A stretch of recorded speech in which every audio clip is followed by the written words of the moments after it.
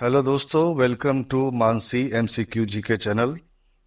Mansi MCQ GK channel पर आपका स्वागत है।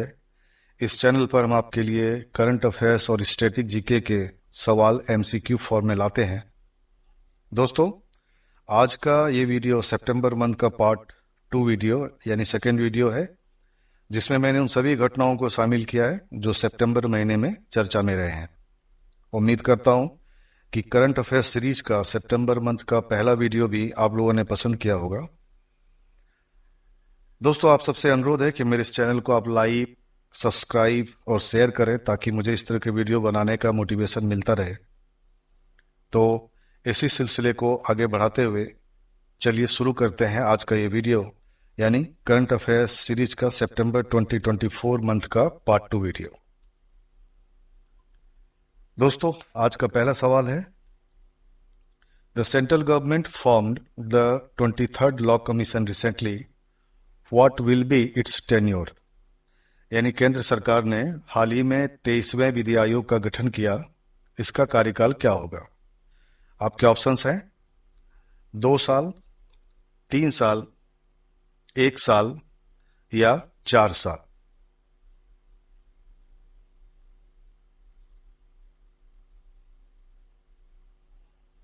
दोस्तों, इस प्रश्न का सही जवाब है 3 साल।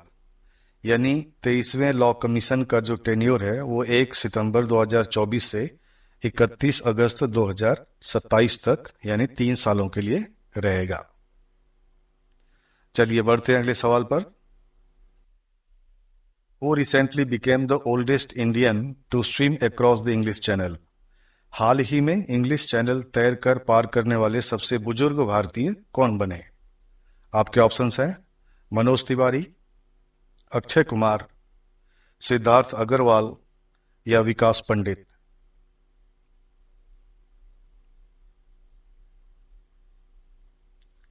दोस्तों, इस सवाल का सही जवाब है Siddharth Agarwal.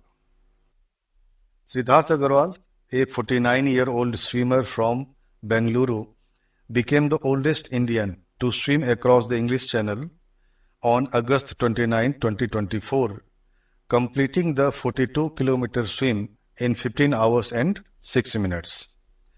His achievement surpassed Srikanth Viswanathan, who previously held the record at 46 for a solo swim.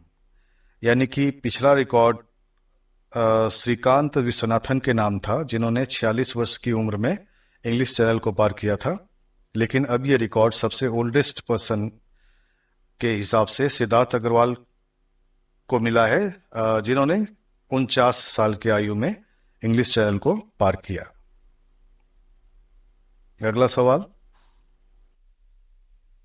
The book unforgettable chapters memoirs of a top cop was recently launched.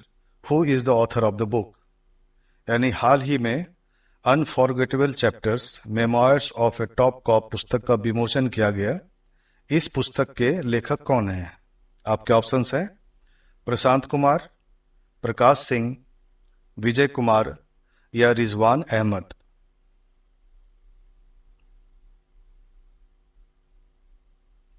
दोस्तों, इस प्रश्न का सही जवाब है प्रकाश सिंह। अब प्रकाश सिंह कौन है? Prakash Singh is the former DGP of Uttar Pradesh. Next question, which city ranked first in the recently concluded Swachh Vayu सर्वेक्षण 2024।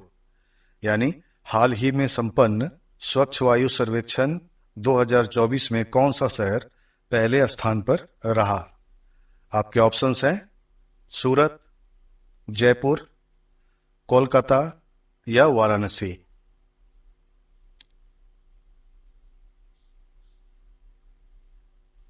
Friends, the right answer is सूरत।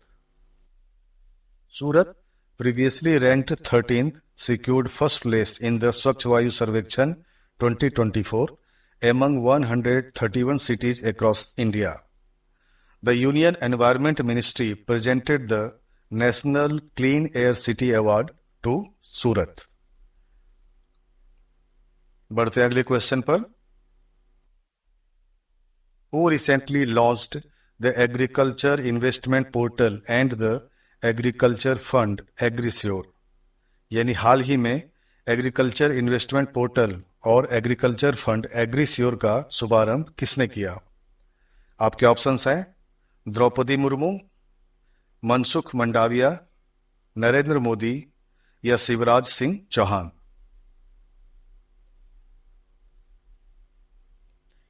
दोस्तों, इस प्रश्न का सही जवाब है Shivraj Singh Chauhan. Sri Shivraj Chauhan is the Union Minister for Agriculture and Farmers Welfare and Rural Development. The Agrisure Fund is designed to support startups focused on innovative agricultural development ideas and solutions. The government aims to use this initiative to boost the agriculture sector in India. Next question. Recently, Varun Abhyas 2024 was organized between which two countries? यानी हाल ही में वरुण अभ्यास 2024 किन दो देशों के बीच आयोजित किया गया? आपके ऑप्शंस हैं India and Sri Lanka, India and France, India and Russia और इंडिया एंड मालदीव्स।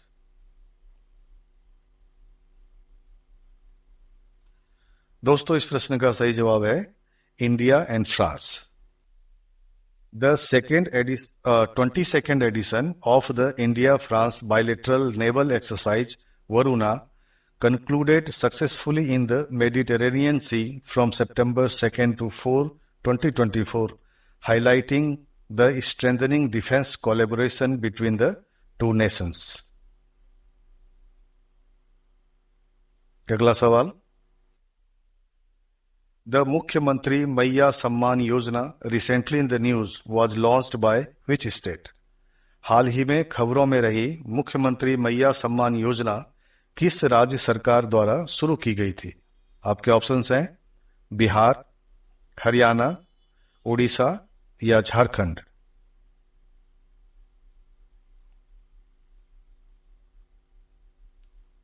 दोस्तों, इस प्रश्न का सही जवाब है Jharkhand. The scheme aims to support women, especially mothers, by providing financial assistance at the rate of ₹1,000 per month. Next question. Who is the richest woman in India according to the recent Fortune India 2024 list?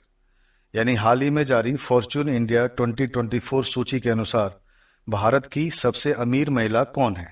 आपके options हैं निर्मला सीतारमण, सावित्री जिंदल, नीता अंबानी या Gita Gopinath.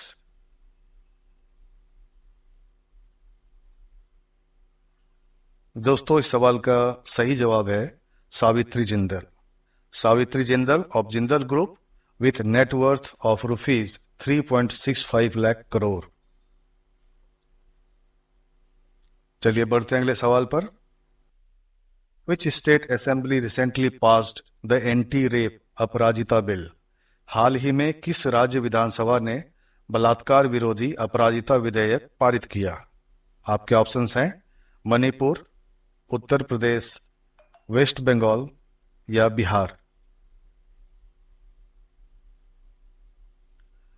Friends, the right answer is West Bengal. The West Bengal Assembly passed the Aparajita Bill, an anti-rape law aimed at speeding up punishments for rape and crimes against women. Next question. The National Florence Nightingale Award, recently in the news, is instituted by which ministry? यानी हाल ही में खबरों में रहा राष्ट्रीय Florence Nightingale पुरस्कार किस मंत्रालय द्वारा स्थापित किया गया है? आपके ऑप्शंस हैं ministry of law and justice, ministry of health and family welfare, ministry of home affairs या मिनिस्ट्री ऑफ डिफेंस। दोस्तों, इस प्रश्न का सही जवाब है ministry of health and family welfare. The President of India presented the 2024 National Florence Nightingale Awards established by the Ministry of Health and Family Welfare in 1973. These awards recognize exceptional nurses from central or state or union territories and voluntary organizations for their outstanding contributions to healthcare. अगला सवाल, Where was the second edition of the International Conference on Green Hydrogen held recently? यानी हाल ही में green hydrogen पर अंतर्राष्ट्रीय सम्मेलन का दूसरा संस्करण कहां आयोजित किया गया? आपके ऑप्शंस हैं न्यू दिल्ली, पुणे, भोपाल या इंदौर।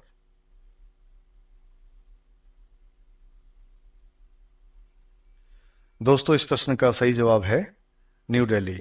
न्यू दिल्ली में भारत मंडपम में यह सितंबर 11 से 13, 2024 तक आयोजित किया गया। Next question, who has recently been appointed as the new director general of the narcotics control bureau यानी एनसीबी?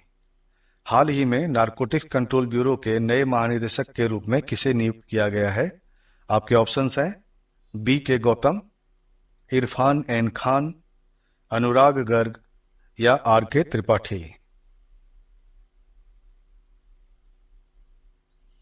दोस्तों, इस सवाल का सही जवाब है अनुराग गर्ग। अनुराग Garg, a 1993 batch IPS officer from Himachal Pradesh cadre, has been appointed as the new Director General of the Narcotics Control Bureau यानी NCB. He currently holds the position of Additional DG in the BSF.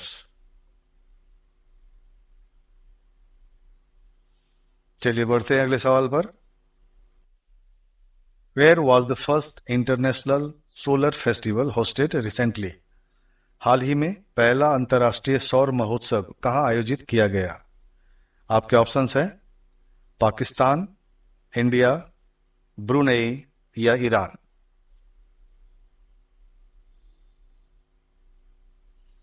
दोस्तों, इस प्रश्न का सही जवाब है India. The festival was held at Bharat Mandapam in New Delhi from 5th to 6th September 2024. Next question. Which country won the recently concluded 4th edition of the Intercontinental Cup Football Tournament? यानी हाल ही में संपन्न intercontinental cup football tournament का चौथा संस्करण किस देश ने जीता? आपके ऑप्शंस हैं इंडिया, लेबनान, मॉरिशस या सीरिया।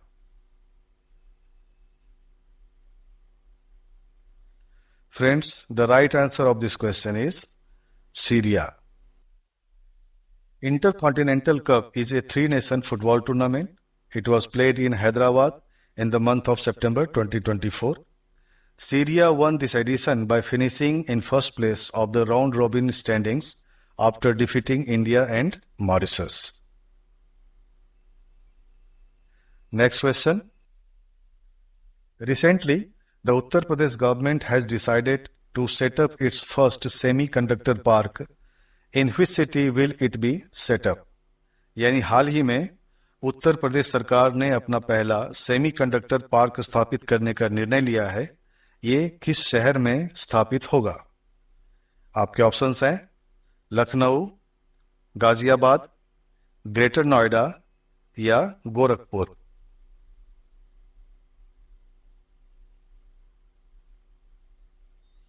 दोस्तों, इस प्रश्न का सही जवाब है greater Noida. Uttar Pradesh will establish its first semiconductor park in Greater Noida, close to the upcoming Noida International Airport, यानी जेवर एयरपोर्ट।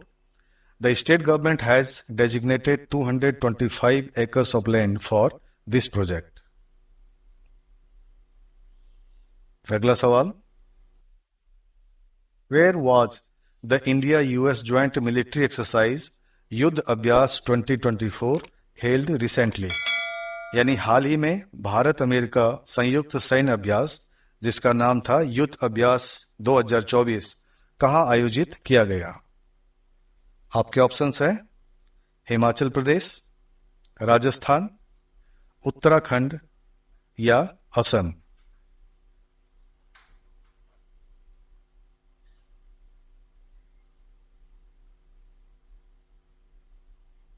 दोस्तों इस प्रश्न का सही जवाब है Rajasthan.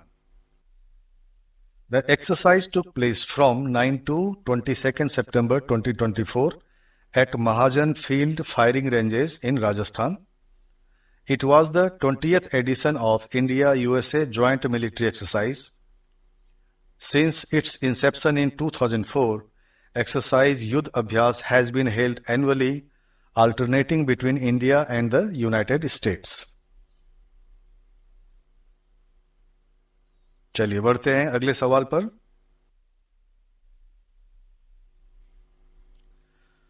What is the primary goal of NASA's Europa Clipper mission, which was recently in the news?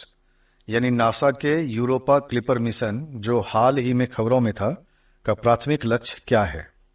आपके ऑप्शंस हैं टू स्टडी मार्स रोटेशन यानी मंगल ग्रह के घूर्णन का अध्ययन करना, टू मेजर मून्स डायमीटर यानी चंद्रमा के व्यास को मापना, to explore Jupiter's icy moon यानी बृहस्पति के बर्फीले चंद्रमा का अन्वेषण करना, या टू काउंट सैटर्न्स रिंग यानी शनि के छल्लों की गिनती करना।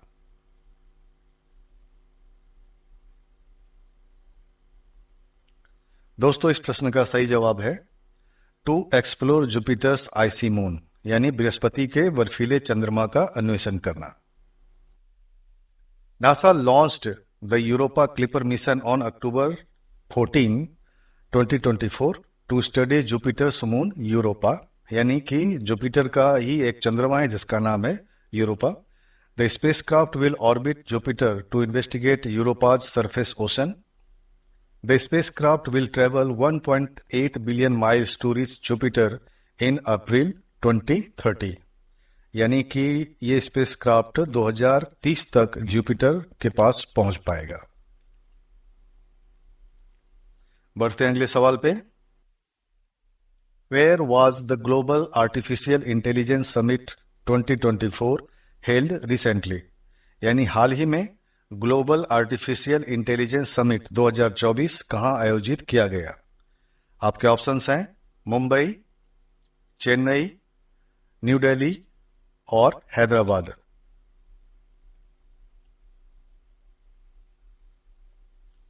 दोस्तों इस प्रश्न का सही जवाब है हैदराबाद। हैदराबाद में यह समिट सितंबर 5 से 6 यानी 2 दिन के लिए आयोजित किया गया था। अगला सवाल।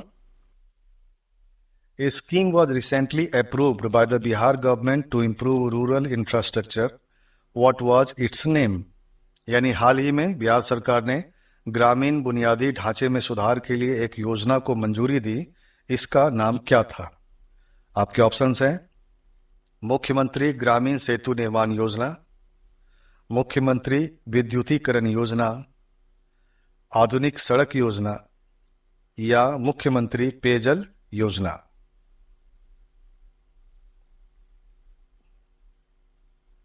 दोस्तों इस प्रश्न का सही जवाब है मुख्यमंत्री Gramin Setu Nirman Yojana. The Bihar government has approved the Mukhyamantri Gramin Setu Nirman Yojana यानी MGSNY to improve rural infrastructure. The initiative aims to build 1000 small bridges in remote areas, enhancing connectivity and addressing infrastructure challenges in underdeveloped regions. Next question. Michelle Jean Barnier recently became the Prime Minister of which country? यानी Michel Jean Barnier हाल ही में किस देश के प्रधानमंत्री बने? आपके options हैं इंग्लैंड, फ्रांस, ऑस्ट्रिया या रसिया।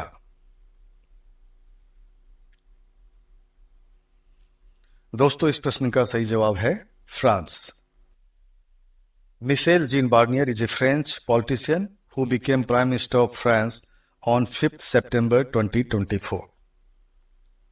दोस्तों इसी के साथ आज का ये वीडियो यहीं समाप्त होता है।